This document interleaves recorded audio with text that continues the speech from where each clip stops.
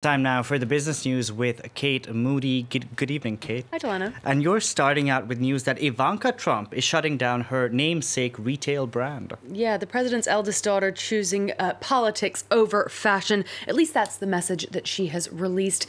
She relinquished the day-to-day control of her company last year and said she didn't know when she would return. A statement saying her focus for the foreseeable future would be her work in Washington, where she's a senior advisor in her father's White House. Making this decision now is the only fair outcome for my team and partners, the statement from Ivanka Trump. The 36-year-old launched her first foray into jewelry in 2007 and went on to sell shoes, handbags, and clothing. But the brand has been mired in controversy, including allegations of conflict of interest and hypocrisy for manufacturing many of the products in China.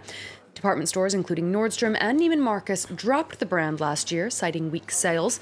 Political opponents of the Trump administration had led a boycott campaign with the slogan, "Grab your wallets."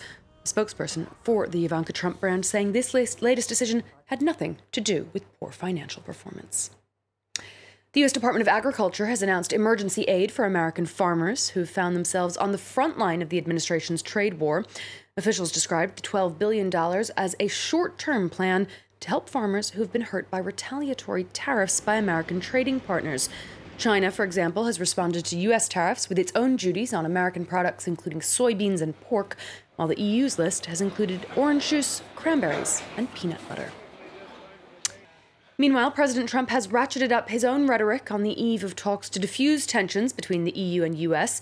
In a series of tweets on Tuesday morning, the American president said, quote, "Countries that have treated us unfairly for years are coming to Washington to negotiate. Better late than never." He went on to say that tariffs are the greatest. Trump will be trying to obtain more advantageous trading terms during talks with European Commission President Jean-Claude Juncker on Wednesday. The traditional allies have already imposed higher tariffs on some of each other's goods, and the auto industry could be the next battlefield. Juncker will be hoping to dissuade the administration from targeting car imports. President Trump is also considering raising tariffs on billions of dollars more of Chinese products. Let's check in on the day's trading action. Now on Wall Street, we saw the Nasdaq hitting a record high earlier on in the session, although it has turned slightly downwards below the flat line this hour. It has been boosted by tech shares. Alphabet in particular is trading up about 4%. This after Google's parent company reported profits of $3.2 billion, despite a record $5 billion fine by the European Commission. Strong corporate earnings outweighed concerns about trade tensions in Europe. We saw the major indices jumping on Tuesday. The DAX and CAC 40 each closing up over 1%.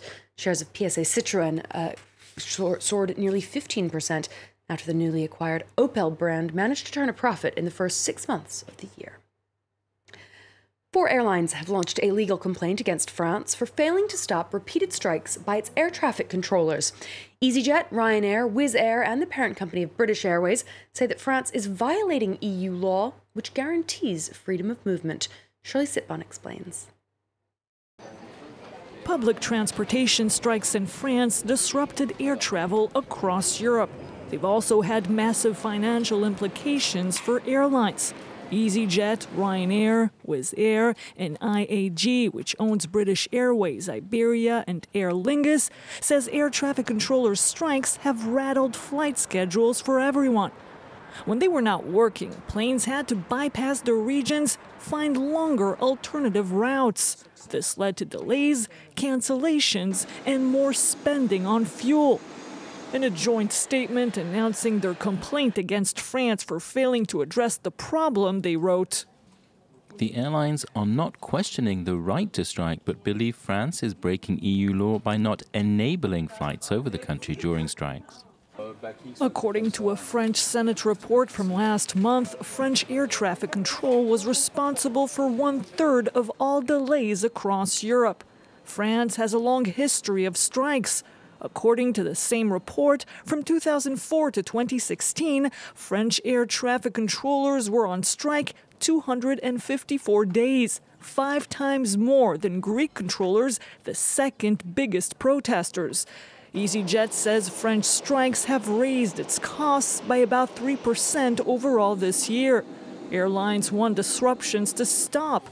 They say the EU and European governments have to find ways to maintain air traffic control, even when local controllers are not working.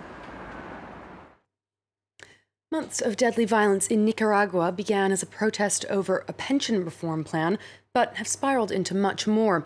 The unrest is now hurting the country's economy. Our team in Managua sent this report. The Eastern Market in the heart of Managua. It's 10 a.m., but the stalls are only just opening. Before the political crisis, the market would have been packed by this time. No one buys stuff anymore. Because of the situation, they'd rather save their money than spend it. The financial fallout from the crisis could reach $1.4 billion this year, and GDP could shrink by 5%. It's a tough blow for the second poorest country in Latin America.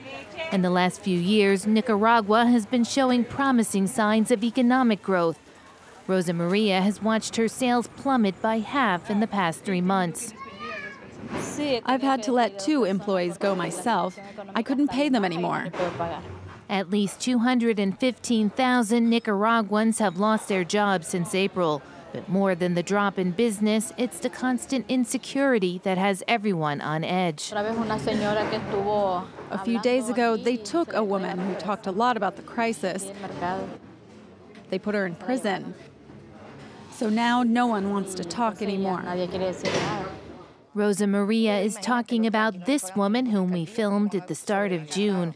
Orlando Jerez tried to persuade store owners to join her movement of civil disobedience by refusing to pay taxes. We must unite. Don't be afraid. We need to understand what civil disobedience is. Do you hear me? Don't be afraid. She was met with silence.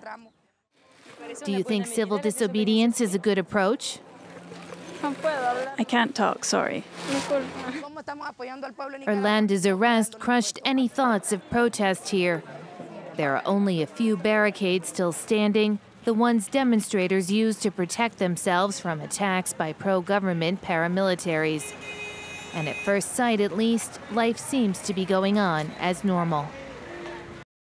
A rare look there by our reporters into what is an ongoing situation of uncertainty in Nicaragua. Indeed. And thank you very much for that, Kate Moody, there with the day's business news.